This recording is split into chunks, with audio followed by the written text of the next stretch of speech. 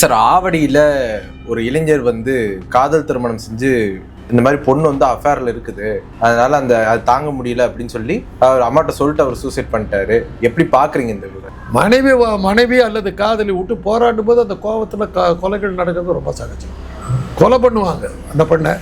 இல்லை முடியல, அவள் பவர்ஃபுல்லாக இருக்கானாக்கா மனைவி என்னும்போது அவமானம் தாங்காமல் நாளைக்கு கேட்பாங்க இல்லையா, உன் பொண்டாட்டி யாருக்கு பொண்டாட்டின்னு. கற்போட வாழ்கிறதுன்னு எடுத்திங்கன்னா எனக்கு தெரிஞ்ச புறாக்கள் தான் அதில் இருக்குது. தன்னுடைய ஜோடி இறந்துருச்சுன்னா ஒரு கல்லை தூக்கி முழுங்கி அப்படியே தரையில் விழுந்து செத்து போட்டு. டாக்ஸிக் ஃபெமினிட்டி அப்படிங்கிறது சமூகத்தில் அதிகரிச்சிருச்சுன்னு பார்க்குறீங்களா? இது அப்படி நீங்கள் பெண்கள் அப்படி சொல்லக்கூடாது. பெண்களுக்கு பிஹேவ் பண்ணுறதுக்கு அந்த ஆண் ஒரு காரணமாக இருக்கு. ஆணுக்கிட்ட டாக்ஸிசிட்டி இல்லையா? அது என்ன பெண்களுக்கு தான் விஷத்தன்மை இருக்குன்றீங்க? பொருளாதார சுதந்திரம் வந்த பிறகு கூட இப்போ ஆண்கள் தான் தற்கொலை பண்ணி சாப்பிட்ற அதிகம். ஏன்னா பெண் சுதந்திரம் பெருசாக போயிடுச்சு. பிடிக்கலான்னு விட்டுட்டு போயிடுறேன், போடாங்கிறேன். அந்த காலத்தில் அப்படி இல்லை. கல்லானாலும் கணவன், புல்லானாலும் புருஷன். இன்றைக்கி அதெல்லாம் ஆள் இல்லை, போயிட்டு வாட. பெண் தப்பு பண்ண ஆரம்பித்தாங்க, ஆணால் தடுக்கவே முடியாது. தெரிஞ்சுக்க, உங்கள் பக்கத்திலே உட்காந்துட்டு இந்த பக்கமே பெண்ணால் தப்பு செய்ய முடியும். ஒரு காலமையை சொல்ல போனால் பெண்களை வீக்கர் செக்ஸ்ன்னு சொல்கிறோம். உண்மையிலேயே வீக்கர் செக்ஸ் நாம தான். பெண்களை வீக்கனிங் செக்ஸ்ன்னு சொல்லலாம். மனிதர்களை பலவீனப்படுத்துபவர்கள்னு சொல்லலாம், பலவீனமானவர்கள் அல்ல. சார் வணக்கம் சார். சார், ஆவடியில் ஒரு இளைஞர் காதல் திருமணம் செஞ்சு சில மாதங்கள்லேயே என்னன்னா தற்கொலை பண்ணிக்கிட்டாரு. என்னன்னா அவங்க அம்மாட்ட என்ன சொல்லி இறந்து போயிருக்காரு அப்படின்னா, இந்த மாதிரி பொண்ணு அஃபேரில் இருக்குது, அதனால அது தாங்க முடியல அப்படின்னு சொல்லி அவர் அம்மாட்ட சொல்லிட்டு அவர் சூசைட் பண்ணிட்டாரு. எப்படி பார்க்குறீங்க இந்த விவரம்? அதுவும் காலகாலமாக நடக்கிறது தானே. சாவுகளுக்கு காரணமே பொருளாதார காரணமாக இருக்கலாம். இந்த மாதிரி குடும்பத்தில் நடக்கிற தகராறுகள் தான். தற்கொலைக்கு அதுதான் காரணம். காதலிக்கிறான், ஏற்றுக்கல, தற்கொலை பண்ணிக்கிறான். ஏற்றுக்கிட்டா அது கொலை, ஏற்றுக்கிட்டேன்னா அது தற்கொலை, அவ்வளோதான். அது பெண் விவகாரம், ஆண் விவகாரம், இந்த காதல் இதிலெல்லாம் சமாளி இந்த காலத்தில் நம்ம அதிகமாக பார்க்குறது.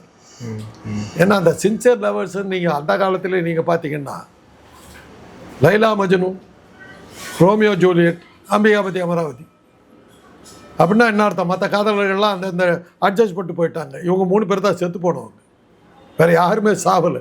அதனால தான் அவங்க அமர காதலர்கள். காதலுக்காக செத்த 3 பேர் தான் மனித வரலாற்றுலேயே. அதனால் அது இப்போ இந்த காலத்தில் யாரோ ஒருத்தர் முட்டாள் அடுத்த ஆளை பார்த்துக்கிட்டு போயிருக்கலாம். ஆனால் கல்யாணம் பண்ணிட்ட பிறகு மனைவி தப்பாக நடக்கிறத பார்த்து தாங்க முடியாது போயிருக்கா. அதுதான் சொல்கிறேன். அது வழக்கமாக நடக்கிறது தான். பல இடங்களில் அதை தெரிஞ்சும் பேசாமல் இருக்கிறாங்க, டாலரேட் பண்ணிக்கிறாங்க. என்சிஆர்பி டேட்டா படி இன்னைக்கு கணவனைக்குள்ளும் மனைவிகளுடைய விகிதம் அதிகமாக இருக்குது. கடந்த 5 வருஷத்தில் ரொம்ப அதிகமாக இருக்குது அப்படிங்கிற சொல்கிறாங்க. அந்த டேட்டாவில் கணவனை கொல்லக்கூடிய மனைவிகள், அதாவது அஃபேருக்காகவோ இல்லை மணிக்காகவோ கொலை செய்யக்கூடிய விகிதம் அதிகரிச்சிருக்கு. அதிகம் ஆகுதுங்கிறது வேணா சொல்லலாம். மக்கள் தொகை அதிகம் ஆகுது, அதுக்கு தகுந்த மாதிரி இருக்குது. பாரதி பாடும்போது 30 கோடி முகம் உடையாள்னு பாடினாங்க இந்தியாவை பற்றி. இன்றைக்கி 130 கோடி. அன்றைக்கி கிரைமு 100 பேர் தான் திருடினான். இன்றைக்கி 10,000 பேர் திருடினா. கிரைம் ரேட் அதிகம் ஆகிடுச்சு. இல்லை, மக்கள் தொகை அதிகம் ஆகிப்போச்சு. நீங்கள் இப்போ பர்சன்டேஜ் பார்த்தீங்கன்னா அதே பர்சன்டேஜ் தான் இருக்கும். இது தவிர்க்கவே முடியாது, காலாகாலமாக நடக்கும். புதிய பறவைன்னு ஒரு தமிழில் ஒரு படம் தெரியுங்களா? அது சேஸ் அ குருக்கட் ஷேடோங்கிற ஒரு இங்கிலீஷ் படம். அந்த படத்தில் மனைவி தப்பாக நடக்கிறான். அவளை இவன் கொல்றதுக்கு ட்ரை கொண்டு போடுறான்.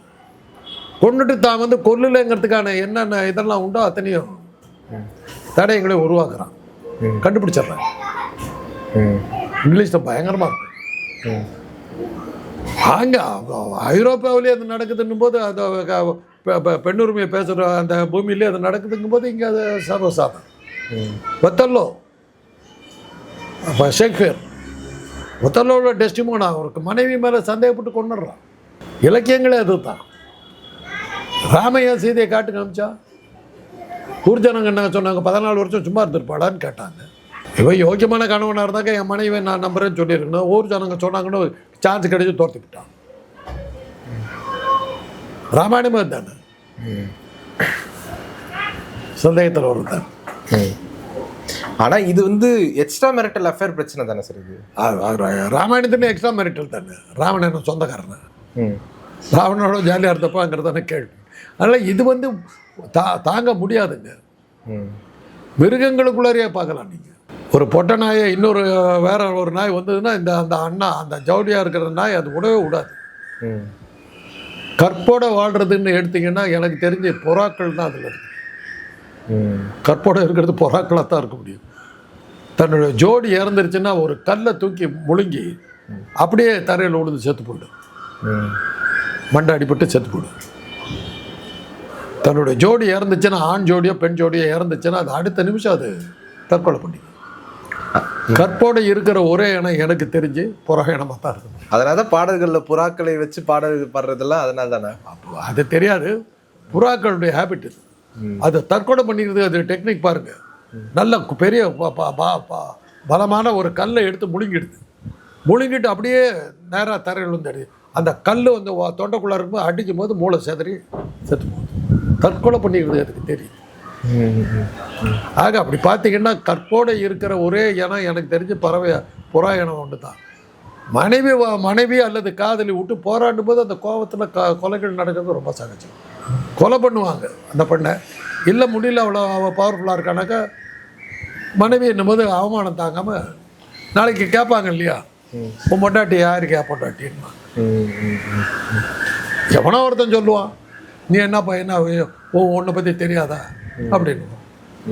இந்த மானவமானத்துக்கு போய் இந்த தற்கொலை பண்ணி அது அதிகம் இருக்குதுன்னா இன்றைக்கி அவ்வளோ ஜனத்தொகை அதிகத்துக்கு தகுந்த மாதிரி இருக்குது.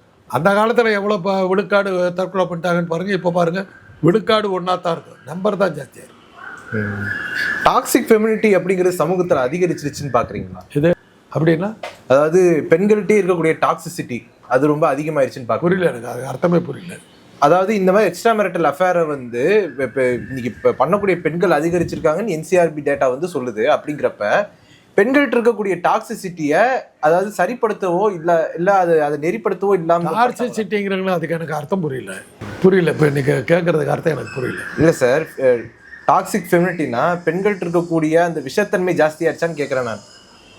அப்படி நீங்கள் வந்து பெண்கள் அப்படி சொல்லக்கூடாது. பெண்களுக்கு பிஹேவ் பண்ணுறதுக்கு அந்த ஆண் ஒரு காரணமாக இருக்கிற ஆணுக்கிட்ட டாக்ஸிசிட்டி இல்லையா? அது என்ன பெண்களுக்கு தான் விஷத்தன்மை இருக்குன்றீங்க? அதெல்லாம் ஆணுடைய குடும்பத்தாலாமல் விட அந்த காலத்தில் வரதட்சணை குடும்பத்தாலாமல் பெண்கள் நிறைய பேர் தற்கொலை பண்ணிட்டாங்க. சமீபத்தில் கூட ஒரு கேஸ் நடந்தது. இன்னைக்கு வந்து பெண் சுதந்திரம் நிறைய வந்துருச்சு, பொருளாதார சுதந்திரம் வந்ததுனால அதெல்லாம் குறையணும். நியாயமாக பொருளாதார சுதந்திரம் வந்த பிறகு கூட இப்போ வந்து ஆண்கள் தான் தற்கொலை பண்ணி சாப்பிட்றோம் அதிகமாக. ஆமாம், ஏன்னா பெண் சுதந்திரம் பெருசாக போயிடுச்சு. பிடிக்கலான்னு விட்டுட்டு போடாங்கிற. அந்த காலத்தில் அப்படி இல்லை, கல்லானாலும் கணவன் புல்லானாலும் புருஷன். இன்னைக்கு அதெல்லாம் ஆள் இல்லை, போயிட்டு வாடா. இந்த காலத்தில் கலைஞர் தான் வசனம் எழுதியிருப்பார். வில்லன் வந்து ஒரு பொண்ணை கெடுக்கிறதுக்கு பார்ப்பான், அவள் முயற்சி பண்ணும்போது செத்து போடுவான். அவன் பெரிய திருடன், ராஜா கதை. அது அவன் சொல்லுவான், அரசே ஒரு அழகான பெண்ணை சாகுபடித்து விட்டீர்களே. அவன் சொல்லுவான், வில்லன் சொல்லுவான், நான் ஒரு வண்டு, எனக்கு எத்தனையோ பூக்கள் உண்டு, இவள் போன நாளை இன்னொருத்தி. இது அந்த காலம். அதே சமயத்தில் அந்த படம் வந்து ஒரு 2 வருஷத்துக்கு முன்னாடி நல்ல தம்பின்னு ஒரு படம் வந்து, திரௌபதி தன்னை துகிர உரிந்தான் அந்த காலம், பெண்ணை தொட்டு பார்த்தா சுட்டு போடுவான் இந்த காலம். 49 வந்துருச்சு பாட்டு. அப்போவே பெண் உரிமையை பற்றி திராவிட இயக்கங்கள்லாம் பேச ஆரம்பிச்சிருச்சு. ஸோ இந்த காலத்தில் இப்படி நடக்குதுன்னா அந்த ஆண்களை ரொம்ப சென்சிட்டிவ், ஊர் பூரா அந்த அவமானத்தை எப்படி தாங்கிறதுங்கிறத பார்க்கும்போது இதெல்லாம் இருக்கும். பெண் தப்பு பண்ண ஆரம்பித்தாங்க, ஆணால் தடுக்கவே முடியாது. தெரிஞ்சுங்க, உங்கள் பக்கத்திலே உட்காந்துட்டு இந்த பக்கமே பெண்ணால் தப்பு செய்ய முடியும். ஆனால் ஒரு காலமையை சொல்ல போனால் பெண்களை வந்து வீக்கர் செக்ஸ்ன்னு சொல்கிறோம். உண்மையிலேயே வீக்கர் செக்ஸ் நாம தான். பெண்களை வந்து வீக்கனிங் செக்ஸ்ன்னு சொல்லலாம். மனிதர்களை பலவீனப்படுத்துபவர்கள்னு சொல்லலாம், பலவீனமானவர்கள் அல்ல. ஒரு பெண் நினைச்சா நாடாண்ட மன்னரெல்லாம் அங்கே நடுத்தருக்கு வந்தது பெண்களால் தான், அதையும் தெரிஞ்சு. அதனால் பெண்களை வந்து குறைச்சி மதிப்பு போட்டதில் அர்த்தம் இல்லை. இவன் ஏன் அந்த இன்னொருத்தனோட போகிற மாதிரி இவன் ஏன் நடந்துக்கிட்டான், அது ஒன்று இருக்குல்ல சார். அதுக்காக வந்து அவனும் பார்த்து பார்த்து ரசிச்சிருப்பான். நீங்கள் ஒரு சின்ன ஒரு வாழ்க்கை அனுபவத்தை சொல்கிறேன். மனைவி வீட்டிலே இருக்கா, அவளுக்கு என்ன தேவைகள் என்னங்கிறது கூட கேட்காத பல கணவர்கள் உண்டு. பொறுத்து பொறுத்து பார்க்குறான், முடியல என்னும்போது இவன் தேவையில்லைன்னு குத்தி கொண்டு விட்டு போயிடுறான், இல்லாட்டி அவள் சேர்த்து போகிறான். என்னன்னு கேட்டால் கணவன் வந்து கணவனுடைய கவனிப்பு இல்லை. வீட்டில் நாத்தனார் குடும்பம் மாமியார் குடும்பம் கேட்டால் எங்கள் அம்மா என்னை வளர்த்ததுக்கு எவ்வளோ கஷ்டப்பட்டா தெரியுமா. சீரியல் பார்க்கறது இல்லையா, காலையில் 8 மணிக்கு ஆரம்பிச்சதுன்னா ராத்திரி 10 மணி வரையில் இதே தான் கதை. இந்த கதாநாயகி எழுவா, ஏன்டா இப்படி விட்டுட்டேன்னு. எங்கள் அம்மா வந்து சின்ன வயசில் எனக்கு இட்லி எல்லாம் வியாபாரம் பண்ணி என்னை படிப்படியாக வளர்த்துறாங்க, எப்படி அம்மா நான் எதுக்கு பண்ணி, இதே தான் கதை. காலையில் 8 மணிக்கு ஆரம்பிச்சேன்னா ராத்திரி 11 மணி வரலும். நாங்கள்லாம் இப்போ என்ன மாதிரி ஆளுங்கள்லாம் மாட்டிகிட்டு முடிக்கிறோம். 7 மணிக்கு ராத்திரி சாயந்தரம் வீட்டுக்கு வந்தோம்னா இதெல்லாம் பார்த்தே தொலையணும். ஏன்னா அந்த நேரத்தில் சமையல் பண்ணுறேன்னாக்கா இல்லை இந்த சீரியல் முடிச்ச போகிறோம், அதெல்லாம் அவங்களோட உட்காந்து நானும் பார்க்கணும். இப்போ கொடுமையெல்லாம் பார்த்துக்கிட்டு, அதனால் சீரியல் வர ஐடியா கொடுக்குறாங்களே நிறையா, அது ஒன்று இருக்குது. சினிமாவுக்கு தான் சென்சார் வச்சுருக்கீங்க, சீரியலுக்கு தான் ஒரு சென்சார் கிடையாது, என்ன வேணாலும் கட்டலாம், அதை வச்சுட்டு பண்ணிடலாம். அதனால் இதுக்கெல்லாம் காரணங்கள் வந்து மனித இனம் தோன்றின காலத்திலேருந்து நடக்கிற ஒரு விஷயம். அதிகரித்தது குறைச்சதுங்கிறதெல்லாம் பேசுறது அர்த்தம் இல்லை. எதுக்கு அவனுடைய நார்மல் ரியாக்ஷன் அது. தான் மனைவி தப்பாக போகிறா, தற்கொலை பண்ணிக்கிறது அதுதான் நார்மல் ரியாக்ஷன். சார் அதுக்காக வந்து ஏன்னா ஏன் இதை நான் சொல்கிறேன் அப்படின்னா, முன்ன ஒரு காலத்தில் வந்து ஒரு ஆண் வந்து 4 மனைவி 5 மனைவி 7 மனைவி கட்டிக்கிட்டு இருந்த அந்த காலகட்டத்தில் ஆண்களை வந்து கண்டிச்சாங்க. ஆனால் இன்னைக்கு வந்து அந்த தப்பை வந்து பெண்கள் பண்ணும் பொழுது அதை வந்து நார்மல் அப்படின்னு சொல்லி கடந்து போகிறத நம்ம எப்படி எடுத்துக்க முடியும்? அது தப்புன்னு நீங்கள் சொல்கிறது தப்பு. நீங்கள் யார் அதை ஜட்ஜ் பண்ணுறதுக்கு? ஆணியை 5 கல்யாணம் பண்ணிக்கிட்டான் அந்த காலத்தில். அவன் சொன்ன ஒரே பொய் என்னன்னா, இவ்வளோ குழந்தை பிறக்கலை, எனக்கு குழந்தை வேணும், அதுக்காக இன்னொருத்தி. அந்த காலத்தில் ஆண் மலடுங்கிறது யாருக்குமே தெரியாது. மலடு குழந்தை பிறக்கலை, மலடுன்னாவே பெண்ணுன்னு வச்சாங்க. 60களுக்கு பிறகு தானுங்களே ஆம்பளையும் ரெஸ்பான்சிபிளுங்கிற விஞ்ஞானம் இதை ஆராய்ச்சி எல்லாம் சொன்ன முடிச்ச அப்புறம் தானே இந்த வேலையை நின்றுச்சு. அன்றைக்கி ஜட்ஜ்மெண்ட்டே அப்படி தாங்க கோர்ட்டில், என் மனைவிக்கு குழந்தை பிறப்பதற்கு வாய்ப்பு இல்லை, ஆகவே எனக்கு விவாகரத்து கொடுங்கள். அந்த பேசிஸில் பண்ணிங்கன்னா இம்மீடியட்டாக டைவர்ஸ், ஆர்குமெண்ட்டே கிடையாது. ப்ரூவ் பண்ணிட்டீங்கன்னா ஆர்குமெண்ட் கிடையாது. இன்றைக்கி என்ன சொல்கிறேன்னா, இவனை செக் பண்ணு, ஒருவேளை இவனுக்கு டிஃபெக்டாக இருந்தாக்க டைவர்ஸ் கொடுக்க முடியாது, வச்சு வாழ்ந்தாகணும். அவன் இன்னொருத்தி கல்யாணம் பண்ணிக்கலாம்னு சொல்கிறான். சட்டம் மாறி போச்சு. 5 கணவர்களை கட்டிக்கிட்டு தப்புன்னு சொல்கிறீங்களே, எவ்வளோ பெரிய சனாதன துரோகமாக நீங்கள் பேசுகிறீங்க தெரியுமில்ல. திரௌபதிக்கு 5 புருஷங்க, திரௌபதி அம்மன் கும்பிடுறோம், தெரியுதில்ல. சனாதனத்துக்கு விரோதமாக பேசுறீங்க, ஜாக்கிரதை, ஜெயிலுக்கு போடுவீங்க, அவ்வளோதான். ஓகே. வானதி சீனிவாசனுக்கோ நயினார் நாகேந்திரனுக்கோ எடப்பாடி பழனிசாமிக்கோ தெரிஞ்சால் என்ன ஆகும் உங்கள் கதி? யோசிச்சு பாருங்க, ஜாக்கிரதை பேசு. இல்லை ஆனால் வள்ளுவர் பேசுனது தானே நானும் பேசுகிறேன். நான் அவர் என்ன சொல்கிறாரு, பிறன்மணி நோக்காதே அப்படின்னு தானே அவர் சொல்கிறார் வள்ளுவர். அவர் சமணருங்க, அவர் சனாதனம் இல்லையா. பிறப்புக்கும் எல்லா உயிருக்கும் போது காலி இல்லை.